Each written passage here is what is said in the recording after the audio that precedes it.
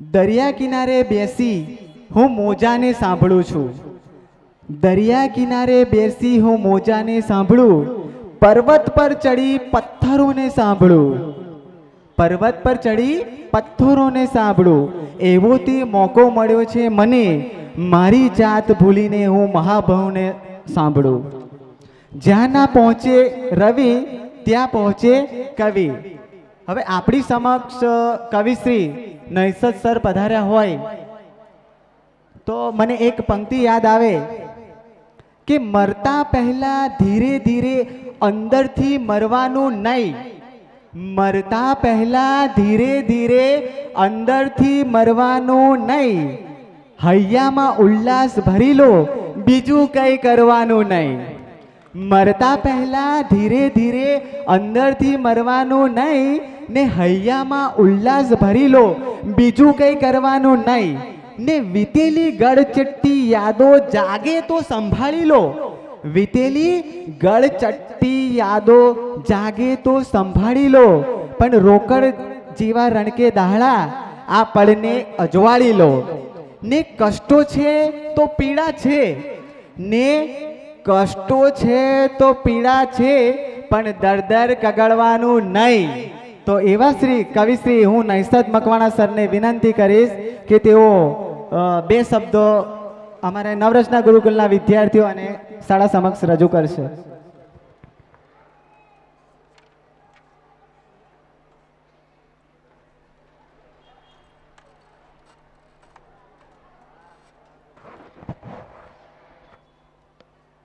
નમસ્કાર. કાવ્ય શાસ્ત્ર વિનોદેન કાલો ગચ્છતિ ધીમતામ, વ્યસનેન ચ મૂર્ખાણામ નિંદ્રયા કલહેન વા. આ સંસ્કૃતના શ્લોકનું સાદું ગુજરાતી એવું થાય કે જેને જીવન જીવતા આવડે છે એના જીવનમાં સંગીત, કલા, સાહિત્ય, ચિત્ર આ બધી કલાઓનો વાસ અને ખૂબ ખુશીથી જીવે છે. બાકી જેને જીવતા નથી આવડતું એ લોકો કાં તો ક્લેશ કંકાસ કરે છે, કાં તો વ્યસનમાં ડૂબી જાય છે. અને નવરચના ગુરુકુળના નામ એવા જ ગુણ છે કે નિર્માણો કે પાવન યુગ में हम चरित्र निर्माण न भूले कि स्वार्थ साधना की आंधी में वसुधा का कल्याण न भूले. આપણે જે પણ કંઈ કરીએ છીએ તે જ્યાં પણ છીએ ત્યાં ઈમાનદારીથી, જવાબદારીથી કામ કરીએ એ સૌથી મોટી દેશની સેવા છે. દેશની સેવા કરવા માટે ખાદીના કપડાં પહેરવાની જરૂર નથી. દેશની સેવા માટે ફક્ત રાજનીતિમાં જવું જોઈએ એવું જરૂર નથી. આપણે કામ કરનારા સામાન્ય કર્મચારી હોય, વેપારી હોય, શિક્ષક હોય, ખેડૂત હોય, કારીગર હોય, શાળાઓ સંસ્થા ચલાવતા હોય, જે પણ જગ્યાએ જ્યાં પણ છીએ ત્યાં ઈમાનદારીથી ને જવાબદારીથી કામ કરીએ એ સૌથી મોટી દેશની સેવા છે. અને આવો આપણને મેસેજ આપણને આપણી શાળા દ્વારા મળે છે. એનો બહુ આનંદ છે. અને એટલા માટે જ મારી કવિતા ભાઈએ પઠન કરી કે મરતા પહેલા ધીરે ધીરે અંદરથી મરવાનું નહીં. જબરદસ્ત કામ કર્યું. મને યાદ આવી જાય, બધું કરવું તો પડે ને યાર. ના કરીએ તો આપણને મજા ના આવે. અને જિંદગીમાં મજા તો જોઈએ. રાજસ્થાનમાં ટ્રેનમાં મુસાફરી કરતા કરતા એક મારવાડી વેપારીને નિંદર આવી ગઈ. એટલે પેલા ચા વાળા ફેરિયાને બોલાવ્યો, એ અઠે આવ, કઈ હે, ચાય હે કે કોફી હે? તો કે ચાय भी है कॉफी भी है सेठ, क्या दूं? તો કે 10 રૂપિયા કી ચાય દે દે.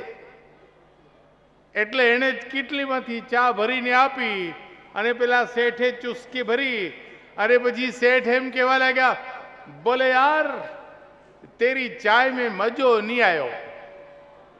અને પછી પેલા ચાવાળા ફેરિયાએ શેઠને જવાબ જે આપ્યો એના પર હું અંડરલાઈન કરું છું. શેઠજી मजो किसी के बाप को गुलाम नहीं है, वो आवेगो नहीं, उसको लाणो पड़ेगो। आ मजो लावવાની વાત છે મિત્રો। આપણી શાળામાં શિક્ષણ કાર્ય થતું હોય, પરીક્ષણ કાર્ય થતું હોય, વિવિધ સહઅભ્યાસ પ્રવૃત્તિઓ થતી હોય, આપણે આજે કાર્યક્રમ છે એવા વાર્ષિકોત્સવ થતા હોય, આ તમામ બાબતમાં અને જે બાળકો અહીંથી પ્રમાણપત્ર લઈને ગયા, મને લાગે છે કે પોતાની કૌશલ્યને કૌવત બતાવ્યું અને ત્યારે એમને અહીંયા સન્માન થયું। આ બાળકો માટે જોરદાર તાલિયા એકવાર વગાડી દો। बनता पहला मकान जो पड़ी जाए तो मानजो के चणतरनी खामी छे, पण जे दाड़े दीकरो बापनी सामे थाय तो मानजो भणतरनी खामी छे। आ भणतर में आवुं छे के दीकरो ने बाप, पति ने पत्नी घर में संपीने रहवा जोईए अने एवा गुण આપણને પરિવારમાંથી મળે, શાળામાંથી મળે। સર્વાંગીણ વિકાસ કોને કહેવાય? એમ કહેવાય છે કે વિદ્યાર્થીમાં કોઈ પણ મનુષ્યના મનમાં રહેલી સુષુપ્ત શક્તિઓ એને બહાર લાવે અને સર્વતોમુખી વિકાસ કરે, એને કેળવણી કહેવાય। આ કરવા માટે નાની ટિપ્સ તમને આપી દઉં। ઉમાશંકર જોશી નામના કવિએ એવું કહ્યું કે 3 વાના મુજને મળ્યા, હૈયું મસ્તક ને હાથ, બહુ દઈ દીધું નાથ, જા ચોથું નથી માંગવું। ભગવાને શું આપ્યું આપણને? હૈયું, મસ્તક અને હાથ। હવે બીજી રીતે કહું તો કેળવણીમાં શું થાય છે કે સૌથી પહેલા તો બુદ્ધિની કેળવણી થાય।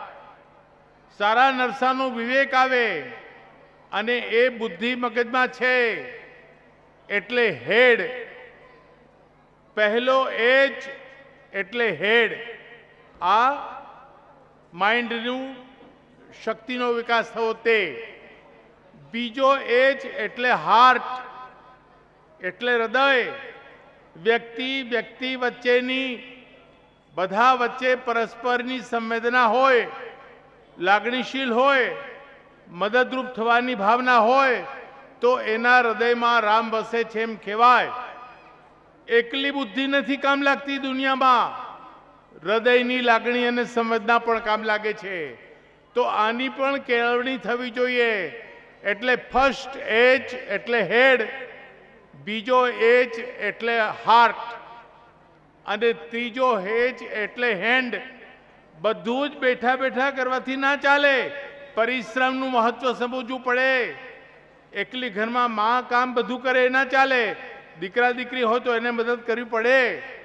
શાળાની અંદર, ઘરમાં, પરિવારમાં બધાએ કોઈ પણ કામ આવે તો ઝાઝા હાથ રળિયામણા, આમ વિચાર કરીને બધાએ મહેનત કરવી પડે। તો પરિશ્રમ જે હાથથી કરે છે એને પરિણામ મળે છે। એટલા માટે પરિશ્રમની કેળવણી એટલે હેન્ડ। મિત્રો મેં 3 એચ કયા? हेड, हार्ट અને હેન્ડ। આ 3 એચ માં એક ચોથો એચ મૂકી દઈએ છીએ અને ચોથો એચ એ હેલ્થનો છે। તમે ગમે તેટલું કામ કરો, જો તમારું આરોગ્ય સારું ના હોય તો કામ નથી। એટલે સારું આરોગ્ય મેળવવા માટે रोजનું व्यायाम, प्राणायाम, कसरत, सूर्य नमस्कार, रनिंग, जोगिंग जे तमने ठीक लागे ते आ करजो। बीड़ी, तंबाकू, पान, दारू आवा बधा व्यसनोथी बने तेटला छेटा रहेजो अने बहारनुं तळेलुं तीखुं आचर कूचर कचरो ना खाओ। घरमां रोटलो दाळ भात शाक बने ते खाजो। आवुं बधुं पाळो ने तो तमारुं आरोग्य सारूं रहे। एटले मैं तमने 4 एच ना एज्युकेशन बताव्युं, head, heart, hand and health. आ 4 एच नी बराबर केळवणी थाय तो व्यक्तिनी अंदर पड़ेली शक्तिनो सर्वतोमुखी विकास थाय। अने एटला माटे आपणी शाळामां, आपणा नवरत्ना गुरुकुळमां आ तमाम पासानो विचार करवामां आवे छे। એ પરિણામ અહીંયા જોઈ શકાય છે. આટલા બધા વાલીઓ હોય, આટલા બધા મહેમાનો હોય અને આપણા વિદ્યાર્થીઓ વિવિધ પ્રકારની વેશભૂષામાં તૈયાર થઈને ફરે છે, તો અહીંયા કંઈક ને કંઈક સારી કલાકૃતિ રજૂ કરવા માટે હવે એ બધું રહી જાય ને મકવાણા સાહેબ તમે આવીને ભાષણ ઠપકારો તો ના ચાલે ને, આવું કંઈ લબો બોલાય નહીં. પરંતુ હું જ્યારે વડોદરાથી આવ્યો હોય તો કંઈક તો કીધા વગર જાઉં ને, એમને થોડો જાઉં ભાઈ. એટલા માટે મને એમ લાગ્યું કે મારે આ 4Hની વાત કરવી છે.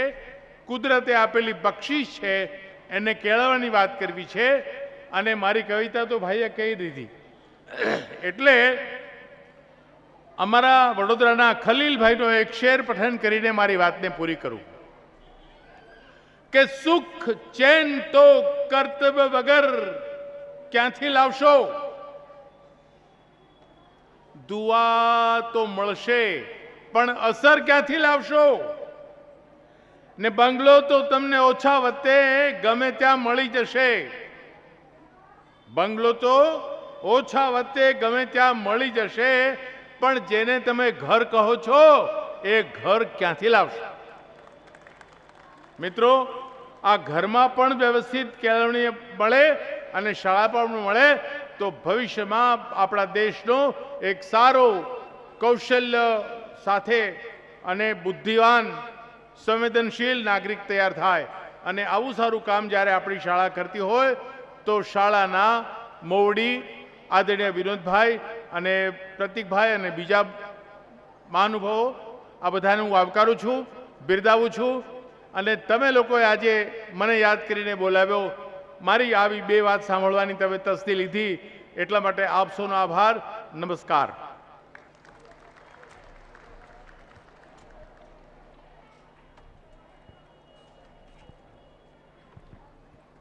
ખૂબ ખૂબ ધન્યવાદ સરનો.